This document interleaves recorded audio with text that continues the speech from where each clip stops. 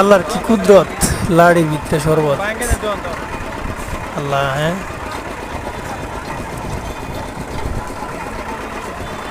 আল্লাহর কি কুদরত, লাড়ির ভিতরে শরবত। আল্লাহ, হ্যাঁ, একটু চিনিও দেওয়া লাগছে না, এমনকি একটু লবণও দেওয়া লাগছে না, এমনিতেই কি সুন্দর এক শরবত আল্লাহ আখের মধ্যে দিয়ে দিচ্ছে। সুবহানাল্লাহ, যার শুকরিয়া করে শেষ করা যাবে না। গরমের দিন সবচেয়ে হৃদয় স্পর্শ করা, হৃদয় শীতল করা শরবত আখের রস, যা প্রাকৃতিকভাবে হয়। আল্লাহু আকবার।